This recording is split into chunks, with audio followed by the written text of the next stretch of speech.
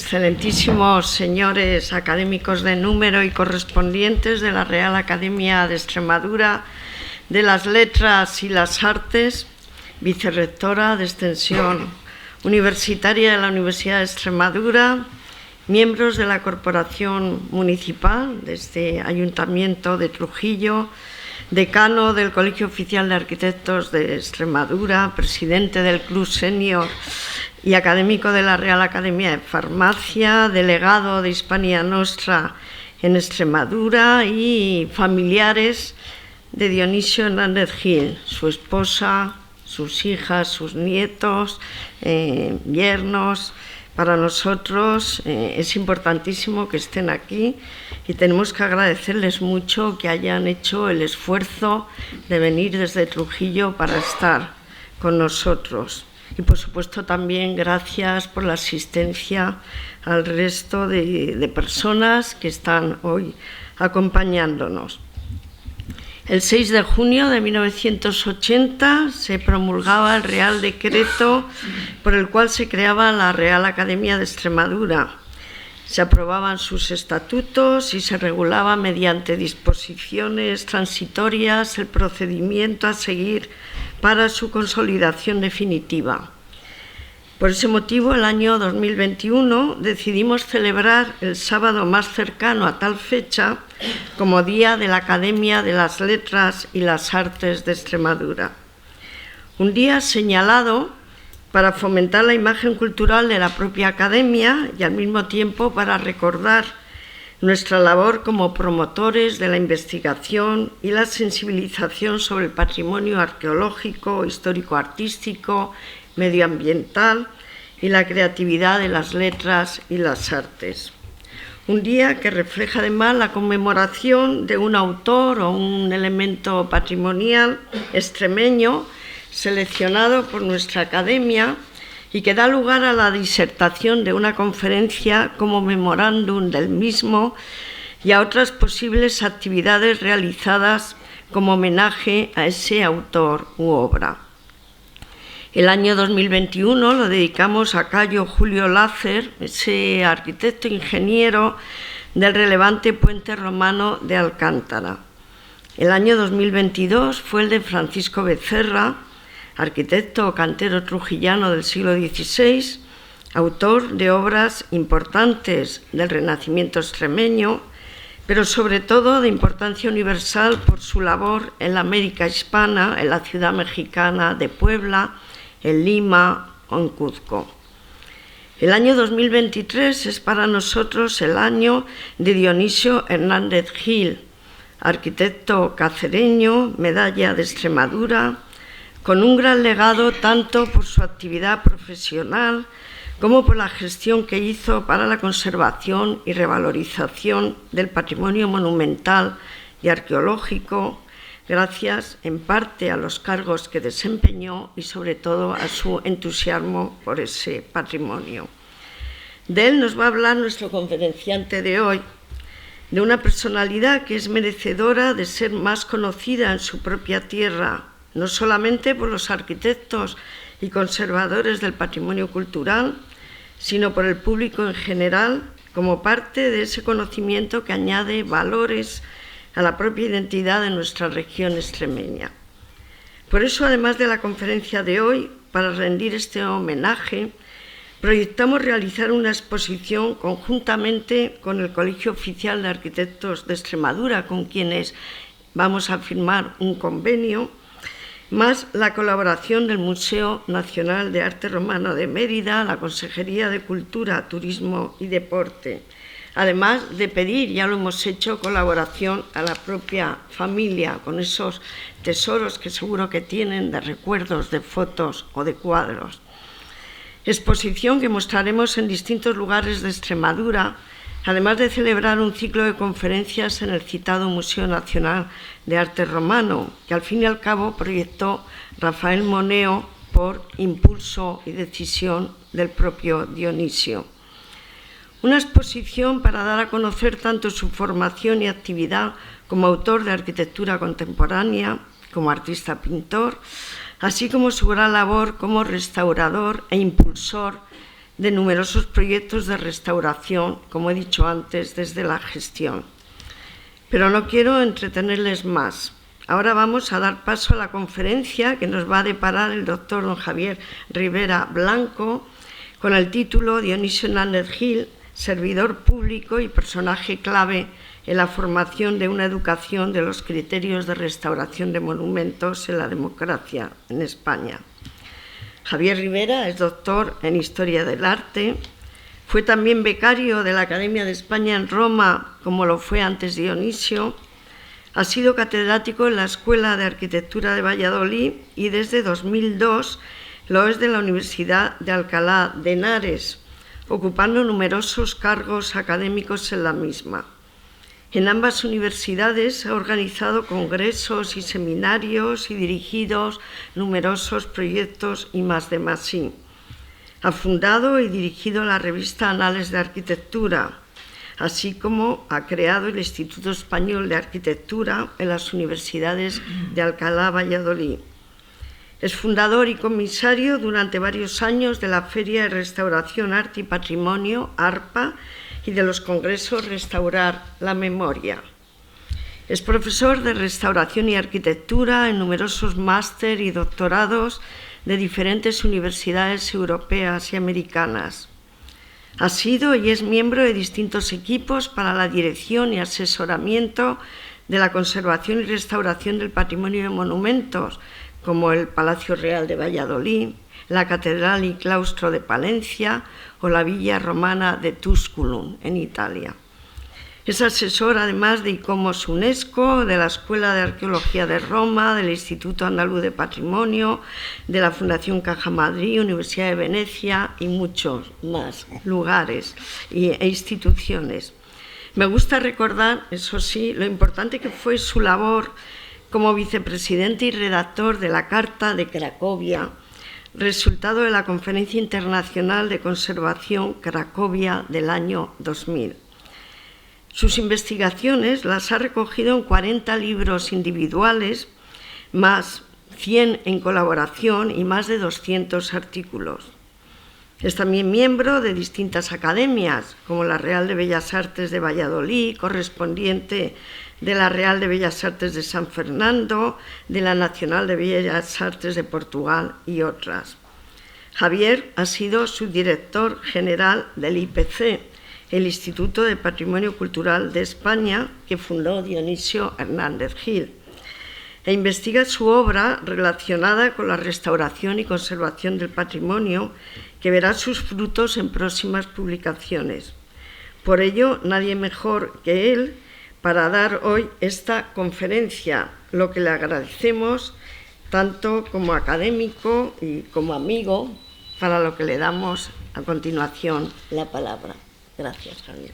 Quisiera manifestar mi gratitud a mi admirada y apreciada amiga María del Mar Lozano, compañera de la que yo he aprendido muchísimo, presidenta de esta academia y también persona dedicada en toda su vida a la defensa del patrimonio de Extremadura. Muchísimas gracias por tu invitación. Señores académicos, señora vicerrectora, miembros del Ayuntamiento de Trujillo, miembros de los colegios de arquitectos, de Hispania Nostra, vecinos y amigos de Extremadura, para mí es un orgullo venir a hablar de alguien del que no fui amigo expresamente, pero que sí conocí y charlé con él en muchas ocasiones. Aquí tenemos la presencia de su esposa, de Sefina, a la que tuve la fortuna de conocer en una iniciativa de una institución a la que yo pertenezco, la Junta Directiva Hispania Nostra, que tiene una sección que busca aquellos héroes anónimos del patrimonio de los que no tenemos un reconocimiento expreso por diferentes causas, en esta por la pandemia que hemos sufrido todos y por otros motivos, y que se dedica a recuperar, a buscar a esos personajes extraordinarios que existieron en nuestra historia reciente o algo más lejana y que merecen ese reconocimiento y esa valoración. Hace unos meses nos dedicamos a Santiago Amón. La semana que viene, el miércoles, nos dedicaremos a Carmen Ortueta, señora de Javier de Salas, el gran personaje en Hispania Nostra, y hace 6 meses, gracias a la iniciativa Hispania Nostra, pues me ofrecieron y casi me pidieron, y yo lo hice con un gusto excelente, que hablara de Dionisio Hernández Gil. Yo me encontraba con Dionisio Hernández Gil constantemente. Desde muy joven me dediqué a la historia del patrimonio. Desde muy joven, con compañeros del Departamento de Arte de aquí de Extremadura, hemos investigado, hecho congresos, reuniones. A todos ellos les agradezco su presencia aquí, por su valiosa compañía. Y desde hace años, ese patrimonio que nos convirtió en misioneros en la época de la transición, que estaba infrautilizado, abandonado, no recuperado, pues nos convirtió a muchos de nosotros en personas que luchábamos por el reconocimiento de ese legado, de esa herencia que habíamos recibido de nuestros padres. Y yo me encontraba con Dionisio Hernández Gil porque era uno de los misioneros más importantes de este país. Era un excepcional personaje público dedicado a la conservación del patrimonio.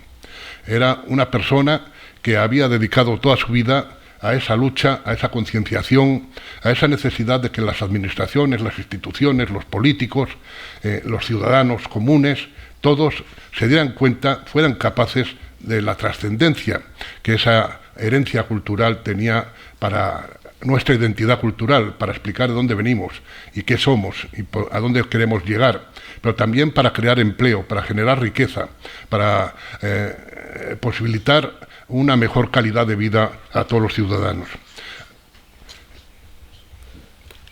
Don Dionisio Hernández Gil fue un personaje verdaderamente singular.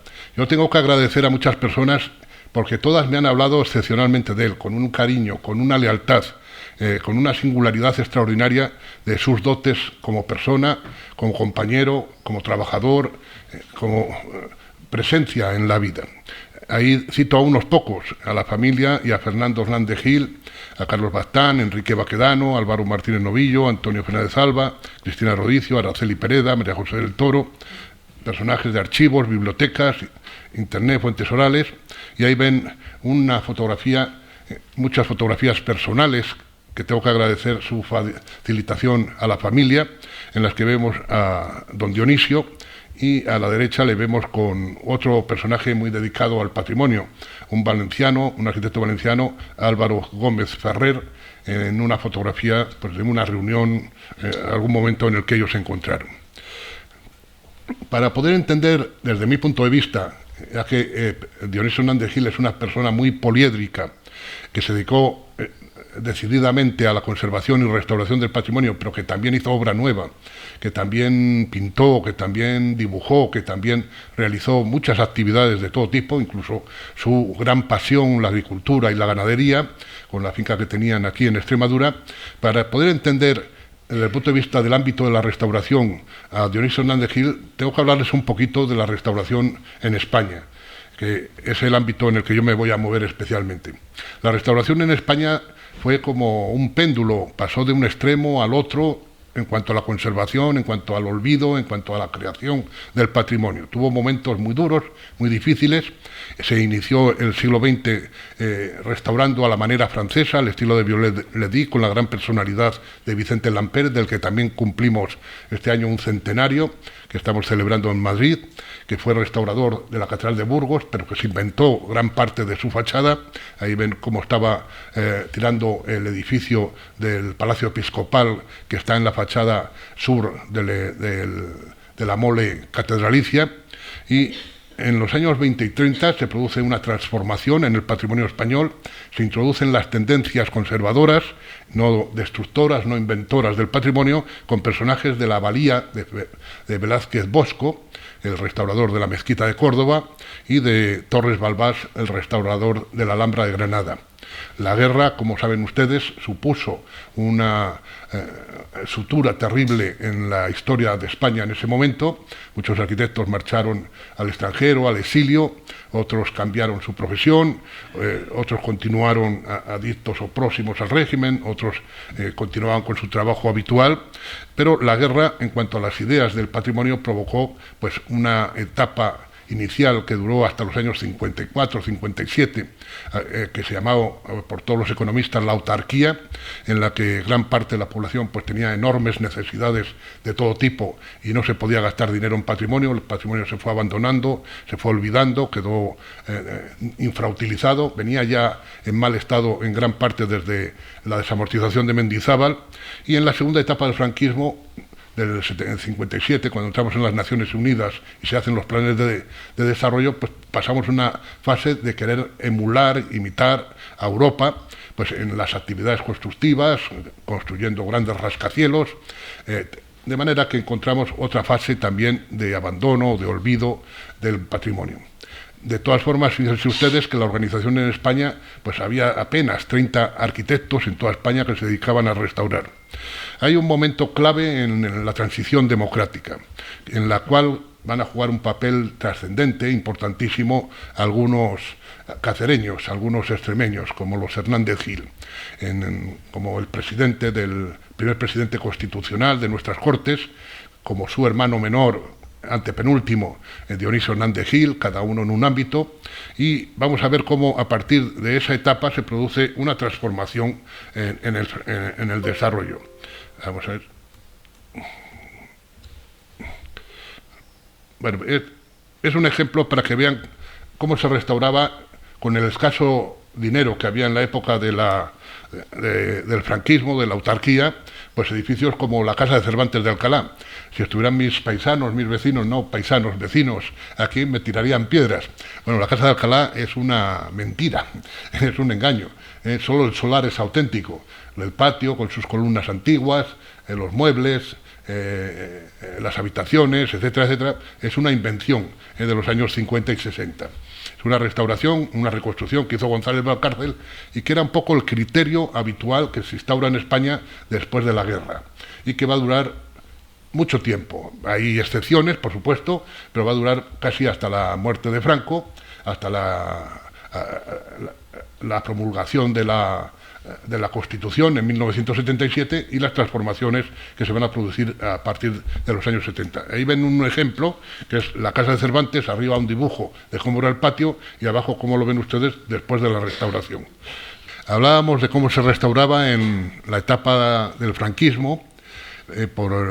España estaba dividida en 7 zonas, los arquitectos que las dirigían les llamaban los 7 magníficos, eran personas vinculadas a las cátedras de Historia de la Arquitectura de la Escuela de Arquitectura de Madrid o de Barcelona, y eran personas historicistas vinculadas a las teorías de Viollet-le-Duc, francesas, que se inventaban un poco los monumentos, destruían partes que no eran originales, que eran de etapas posteriores de cuando se empezaron. Si se empieza en el románico y la amplían en el barroco o en el renacimiento, destruyen la parte del renacimiento, y ahí tienen el ejemplo, un ejemplo clarísimo que lo explica, el Ayuntamiento de Tarazona, que fue restaurado por uno de los arquitectos más importantes entonces de España y quizá uno de los mejores historiadores que ha tenido jamás España en todos los tiempos, don Fernando Choca-Goitia, un personaje importante que fue purgado en la guerra, pero que luego fue recuperado y participó pues como presidente del Instituto de España y fue el senador real, o sea, una gran personalidad.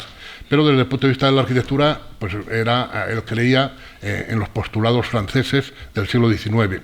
Lo pueden ver en esa imagen del Ayuntamiento de Tarazona, que tiene 2 plantas. En la parte de abajo es del siglo XVI, con esculturas, con relieves, y la parte de arriba con unos ventanitos, con unas ventanas, unos óculos, que él tira, destruye, y el del monasterio vecino de Veruela, un monasterio cisterciense, pues arranca medallones, arranca arcos y los coloca en esta fachada, alterando completamente el significado, para que vean cómo se hacían muchas restauraciones, que se hacían en toda España.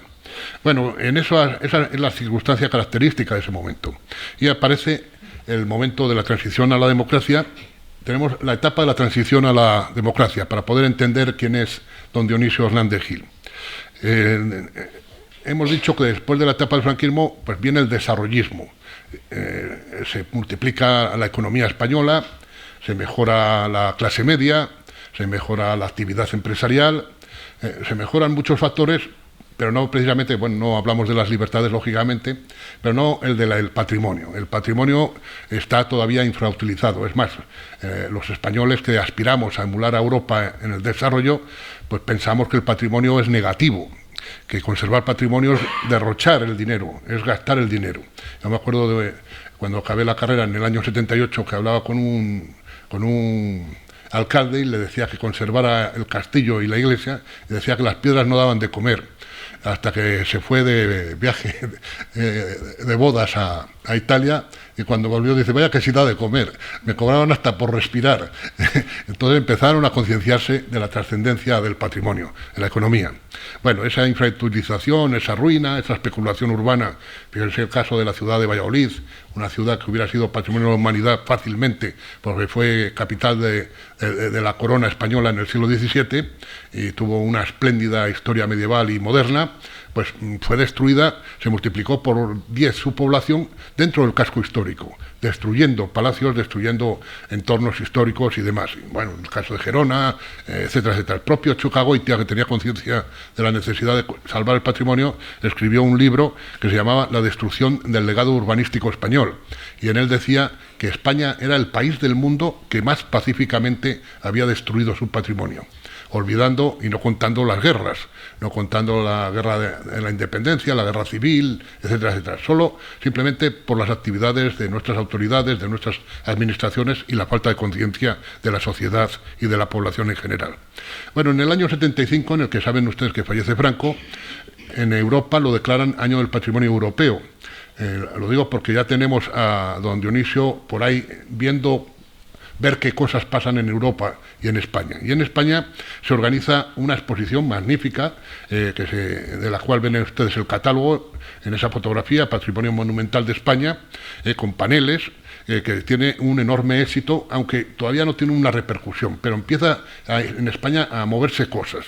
Por ejemplo, en el año 77 se crea por primera vez el Ministerio de Cultura, y el ministro será Pío Cabanillas. Bien, entonces estamos ya en los inicios de la democracia, en la implantación. Empiezan los españoles a ir a Europa, se empiezan a dar cuenta de lo que significa el patrimonio para Italia, para Francia, para Inglaterra, para estos países, para Austria, y empiezan a tomar conciencia. Empiezan a aparecer asociaciones como Adelfa, que se dedicaba tanto a la defensa de la ecología como del patrimonio histórico-artístico, Hispania Nostra, que se crea en 1976 y todavía subsiste hoy, con una enorme actividad. En 1977 la Constitución española, en uno de cuyos preámbulos se indica la obligación de todos los españoles de conservar y acrecentar el patrimonio, y, como antes decíamos, la creación del Ministerio de Cultura, del que va a ocupar unos puestos importantísimos don Dionisio. Aparece Javier Tusell como su director general de Patrimonio Artístico, empieza a confiar en Dionisio Hernández Gil para encargarle una serie de misiones, y empezamos a apreciar que Dionisio Hernández Gil se licencia en 1962, en 1963-64 gana el Premio Roma. Esto es muy importante porque va a ser Roma la que le enseña a él la importancia del patrimonio, a él, a Moneo, a muchos españoles que van becados a la Academia de España. Yo tuve la fortuna de ver sus rasgos, cómo su estela había marcado a todos los académicos posteriores. Claro, estar varios años en Roma, 2 años, 4 estuvo después Moneo, cuando renuncia, Dionisio, no sé el motivo, renuncia a la beca. Su beca es ocupada precisamente por Rafael Moneo, que va a ser muy amigo y muy importante en su trayectoria vital, y cuando retorna a España, después de diversas actividades, Dionisio Hernández Gil pues se dedica a la enseñanza, ingresa en el Cuerpo de Arquitectos de Vivienda, y en 1978 se vincula ya al patrimonio. En 1972 lee su tesis doctoral en la Escuela de Arquitectura de Madrid, de la que había sido profesor de análisis de formas, y ya entra como inspector general de monumentos en 1979. Fíjense ustedes que se está produciendo pues las primeras elecciones democráticas, los primeros gobiernos de la Unión del Centro Democrático y del Partido Socialista. Estamos viendo una renovación completa del sistema cultural y político español. Desde el año 86 hasta el 99 será director del ICROA, que es el Instituto Central de Restauración, el que ahora llamamos IPCE. Esto es importante señalar que hasta entonces, hasta que él entra, este instituto solo se dedicaba a bienes muebles, se dedicaba a archivos, se dedicaba a bibliotecas, y cuando él entra, él hace al ministerio, a los ministros, Soledad Becerril, etcétera, etcétera, les convence de la importancia de incluir la arquitectura, los centros históricos, el patrimonio construido en las competencias del instituto. Luego, desde el 86 hasta el 99, como decía, es director del ICROA, después va a estar muchos años en el instituto, y cuando salga ya se dedica un poco a la actividad privada. Se había dedicado antes de vincularse al Ministerio de Vivienda, con obras que luego citaremos y pasaremos muy rápidamente, y ya después, pues en el año 95, tiene un éxito profesional con Rafael Olalquiaga, donde gana el concurso o el encargo para restaurar las cubiertas del Prado. Todos los compañeros míos de arte se acordarán que aparecieron unas goteras en el Museo del Prado, y el director, que era un historiador del arte muy querido para mí, con el que estuve en Roma mucho tiempo también, pues fue cesado como culpable de las goteras. Bueno, a Dionisio Hernández Gil le vino muy bien porque fue el restaurador de aquellas goteras. Bueno, luego otro éxito enorme fue en 1999, cuando con Francisco Longoria se le concede el premio para modernizar el Museo del Ejército. Se traslada del Casón del Buen Retiro de Madrid a Toledo, y él hace la instalación, que luego veremos un par de fotografías para que lo vinculen ustedes con Mérida y vean la enorme relación que tiene una obra con la otra. En 2001 Extremadura se rinde a sus méritos y a su trayectoria, a su generosidad con esta región, dándole la medalla, y en 2005 pues toda España le reconoce a través del Ministerio de Cultura con la medalla de oro de las Bellas Artes. Muy rápido podemos decir que Dionisio Hernández Gil es un arquitecto vinculado a todos los profesionales que había en la Escuela de Arquitectura en los años 60 y 50. Vamos a ver si volvemos atrás una. A ver si ahí. Que su gran personaje de toda su historia, de toda su vida, fuera el arquitecto don Leopoldo Torres Balbás, un personaje que fue purgado. Desgraciadamente estaba con sus alumnos de excursión por la zona de Sigüenza, en la zona de Guadalajara. Allí le pilló la guerra civil, allí se tuvo que esconder casi, restauró un poco la catedral de Sigüenza, y luego fue cesado de todas sus competencias, purgado, y ya solo se pudo dedicar a la enseñanza. Pero eso le permitió a Torres Balbás pues tener relación especial con personas como Dionisio Hernández Gil, como Chocagoitia, como muchísimos arquitectos, Rafael Manzano, que todavía vive y habla siempre de él, muchos personajes que le adoraron, que le siguieron. Torres Balbás era un revolucionario en la restauración arquitectónica española. Era enemigo contrario, rival de los que eran violetianos, y él defendía más las tendencias italianas, precisamente las que va a conocer nuestro arquitecto Dionisio Hernández Gil cuando gane la beca de Roma. Cuando Dionisio Hernández Gil va a Roma, se va a encontrar con que Roma es un poco el corazón del patrimonio y de la restauración del mundo. Allí hay una serie de arquitectos que están organizando las teorías y los dictados más importantes de los criterios de restauración de ese momento. En el año 1931 se había promulgado la Carta de Atenas, que había sido suscrita por Leopoldo Torres Balbás y en parte redactada directamente en esta ciudad griega, y en el año 64, después de la Guerra Mundial, pues toda Europa está en escombros, toda Europa tiene problemas de empleo, toda Europa tiene unas necesidades de criterios para ver cómo se restaura el patrimonio. Recuerden que los aliados han destruido casi media Italia, porque los nazis no se marchaban de la península, han destruido Monte Cassino, los puentes de Ferrara, medio Nápoles, y hay que restaurar todo eso. Y entonces llega en ese momento a Roma Dionisio, y se encuentra con que hay allí una institución que él va a copiar para España, que es el Instituto Centrale per il Restauro, el ICR, al que le va a imitar en el Instituto de Patrimonio Cultural de España prácticamente en todas sus actividades, en la cultura, en la valorización, en el concepto de belleza, en los centros históricos, en el patrimonio, y va a ser íntimo amigo pues, de Cesare Brandi y de los grandes arquitectos que hay en ese momento allí y que se dedican a esas actividades. Por ejemplo, Roberto Pane, del que yo tengo que decir que fui maestro, aunque ya cuando era muy mayor, fui discípulo de él cuando ya era muy mayor, era uno de los grandes personajes. Ahí en la fotografía de abajo aparece también el Brandi, el creador del ICR. Era el momento en el que en toda Italia se estaban haciendo restauraciones muy avanzadas, muy modernas. No conservacionistas como las que se habían hecho aquí, como las de Chocagoitia o la Casa de Cervantes de Alcalá o otras que no han salido en la imagen, pero que les pueden dar una idea del tipo de restauraciones, como un poco las torres de aquí de la iglesia de Santa María la Mayor, que imitaban a la antigua, aunque señalaban que eran obra contemporánea con ese famoso escudo futbolero que todos ustedes conocen.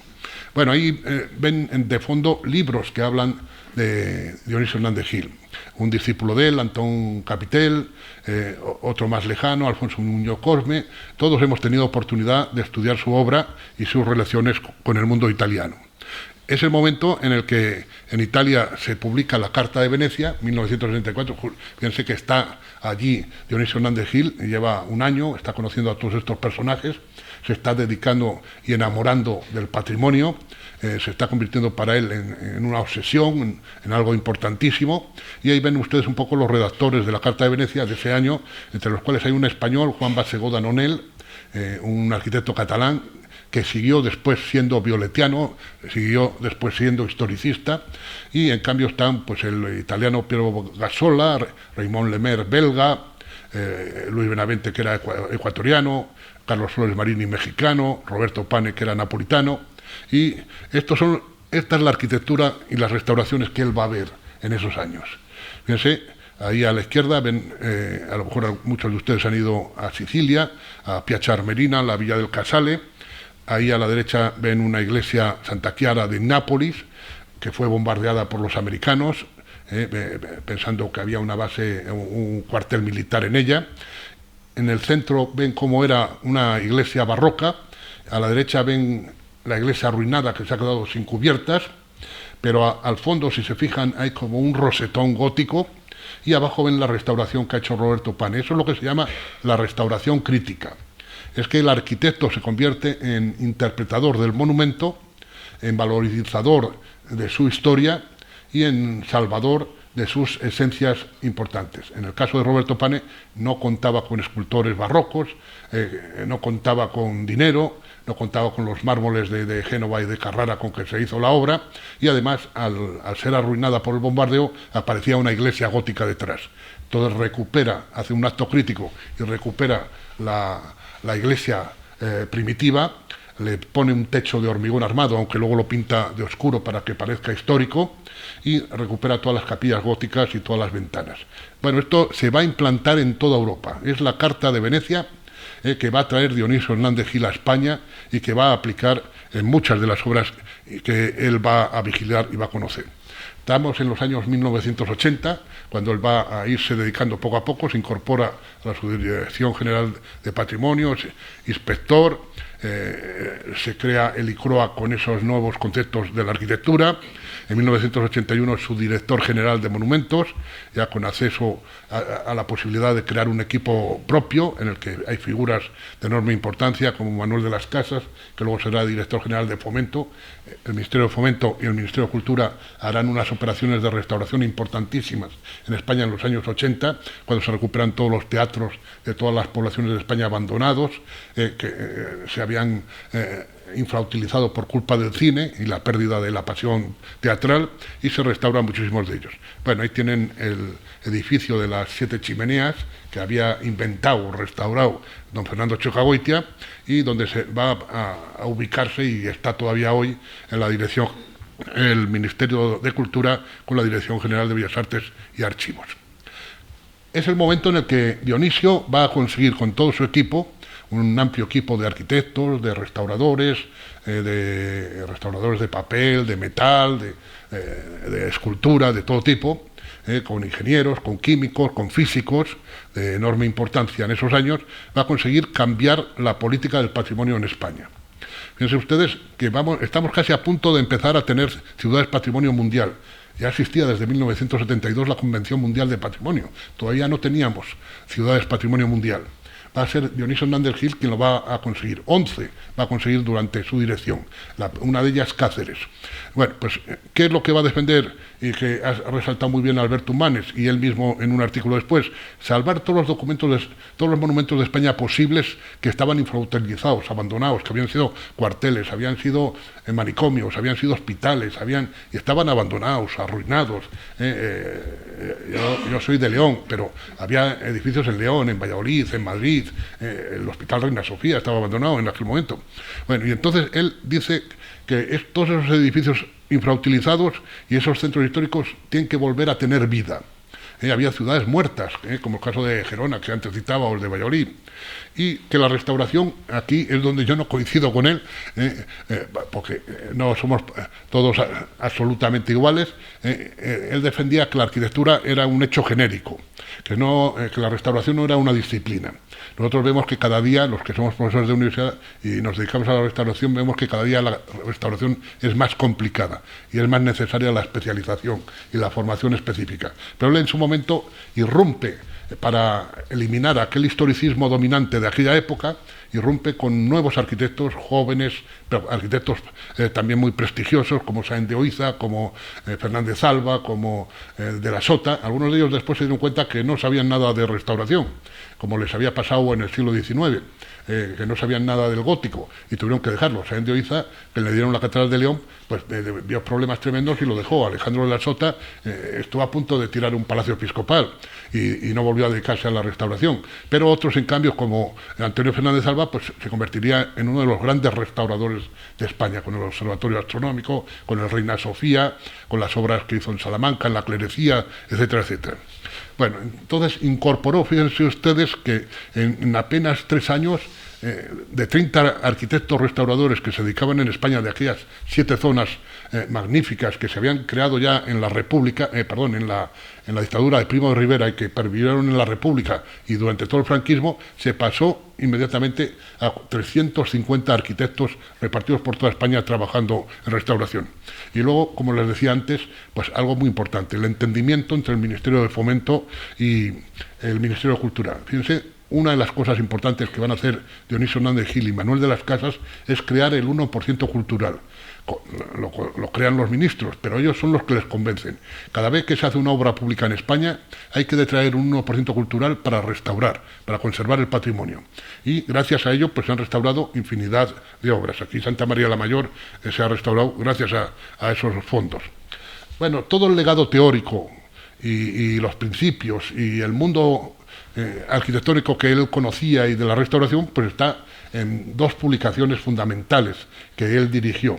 Una de ellas dedicada a Roberto Pane, que es la que ven en la pantalla, Monumentos y Proyectos, que es el resultado de un congreso que se hizo en Madrid en 1987, y él era el director del Instituto de Conservación y Restauración de Bienes Culturales, como se llamaba él entonces, el que ahora se llama IPCE, y ahí ven un poco el índice, no quiero marearles porque esto es más un poco para el mundo de la arquitectura, pero ahí ven un poco la teoría, los proyectos que se enseñaban, las restauraciones que se hacían en España. Y el otro libro es este otro ya más tardío, de 1990, pero que recoge todas las intervenciones que se han hecho en España, 1372, inspiradas por el Ministerio y por algunas administraciones, dirigidas por Dionisio Hernández Gil en cuanto a los criterios generales, y que se publicaron en ese libro que ven ustedes. Ahora muy rápidamente les voy a hablar pues, de algunos rasgos de la personalidad de Dionisio Hernández Gil relacionados con el patrimonio y con la restauración. Fíjense, algo importantísimo, fue un gran gestor.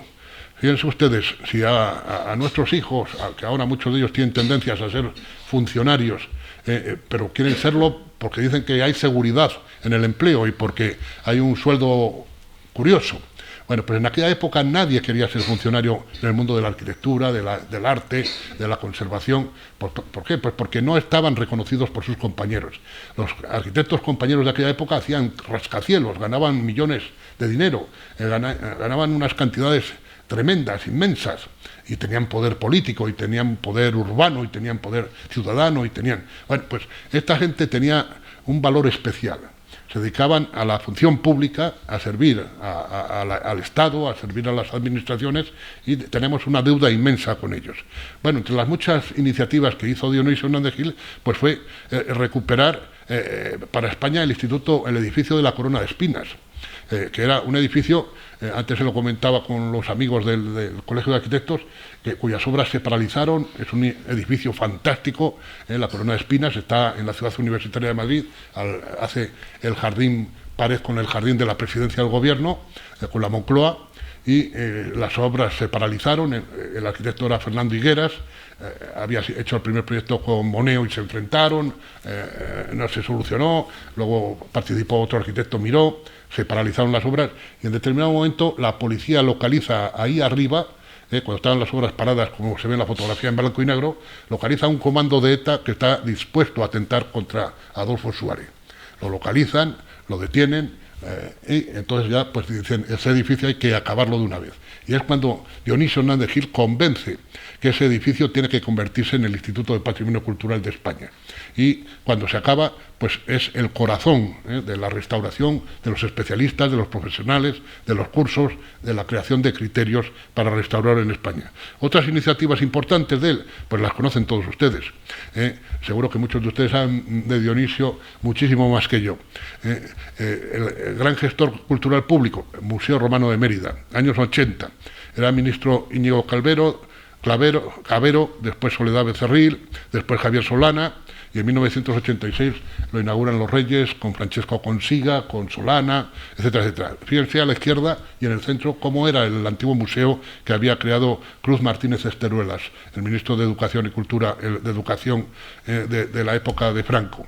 Bueno, todos ustedes saben, Vélez, el que fue arquitecto de Mérida, lo ha contado muchas veces, yo tampoco les voy a aburrir, que ahí se iba a hacer un colegio de las monjas josefinas, pero que cuando van a empezar los cimientos aparecen restos arqueológicos, se expropia y allí a una pared se va a hundir, se hace un talud por emergencia, y Dionisio Hernández Gil ordena proteger las ruinas arqueológicas con un contrato de asistencia a Rafael Moneo. Y así se empieza el Museo Romano de Mérida. Fíjense ustedes en esas estructuras que copian edificios romanos que tanto éxito han tenido, que tanta influencia han marcado en la arquitectura posterior, cómo se protegen esos restos.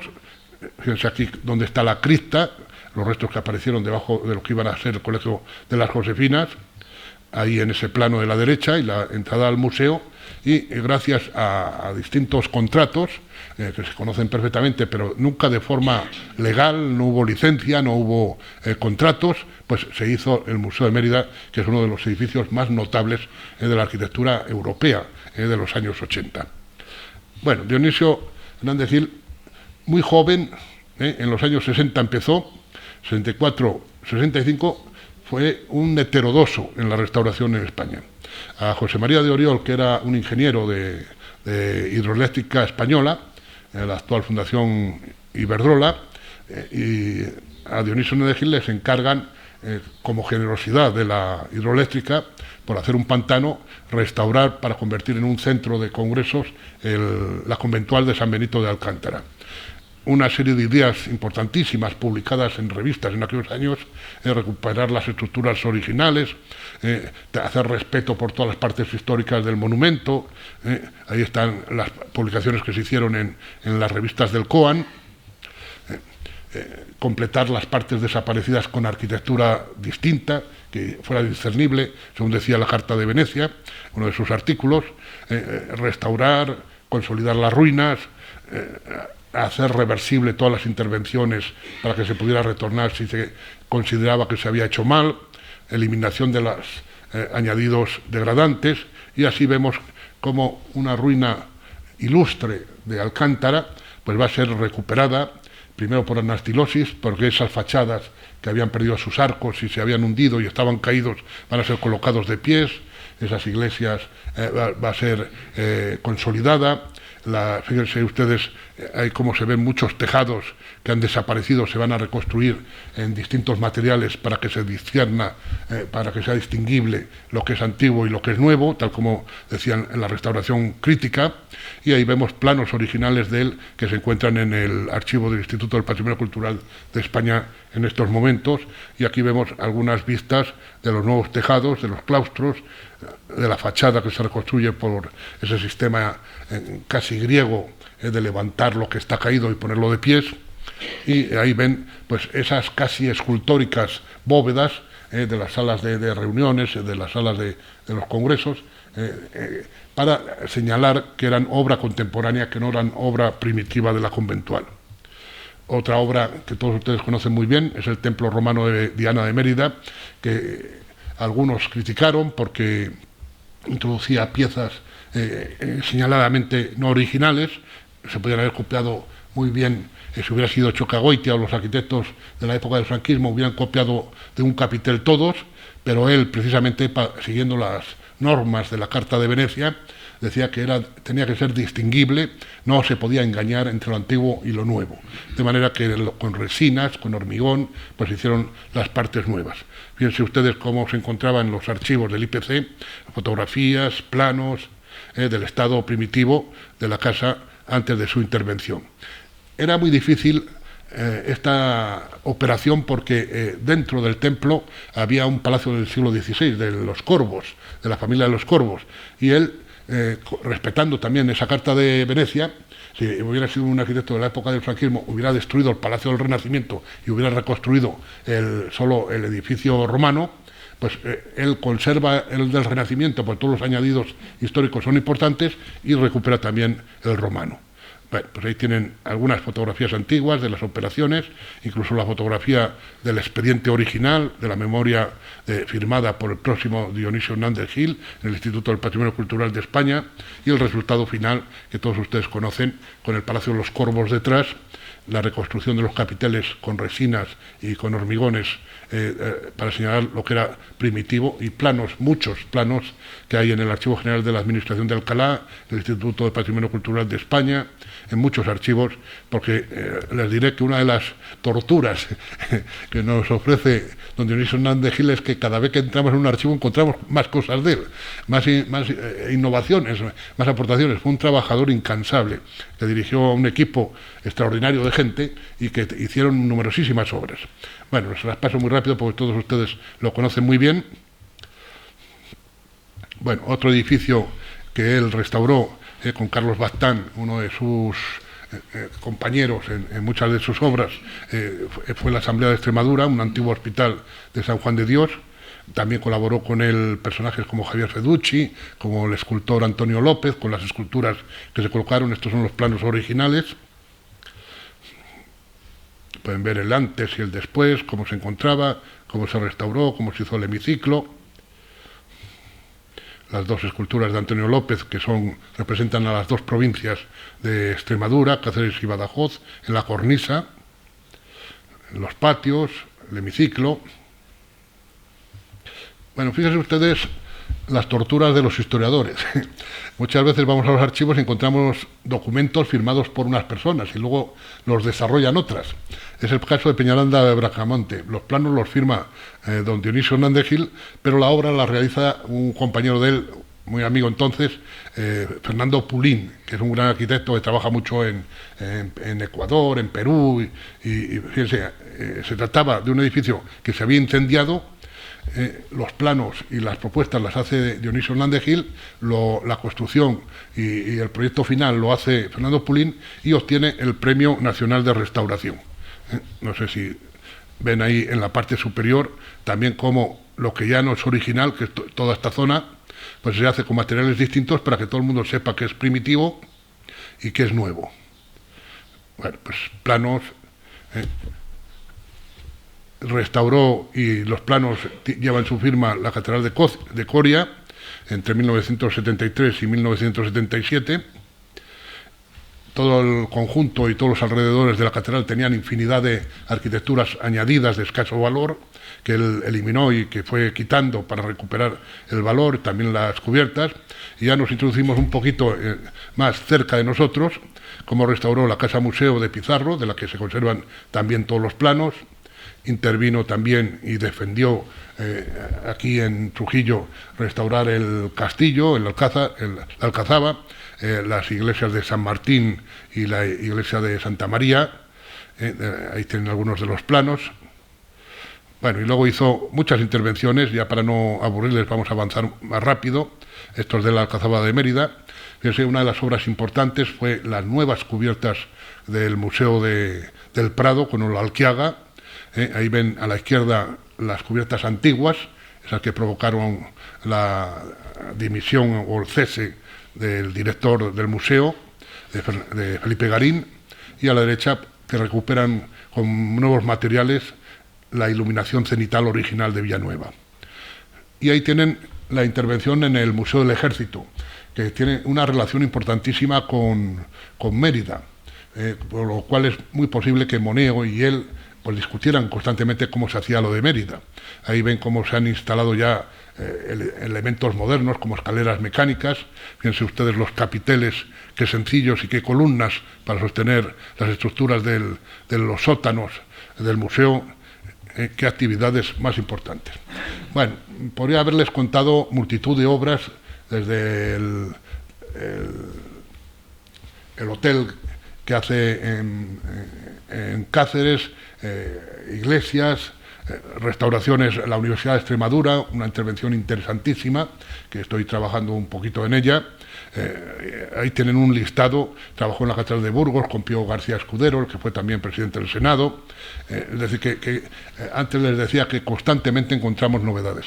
Fíjense, tuvo una importancia enorme en la restauración de bienes muebles, porque llevó al Instituto para su restauración pinturas. En el caso de Trujillo, llevó pinturas de Santa María, de San Martín, de varias iglesias, y de Extremadura muchísimas. Por ello, creo enormemente oportuno celebrar este día por la Academia de Extremadura, a la que agradecemos este reconocimiento a esta personalidad extraordinaria, extremeña y española, europea diría yo también, y les agradezco mucho su asistencia y que continúen trabajando sobre el prestigio de nuestro admirado arquitecto. Muchas gracias.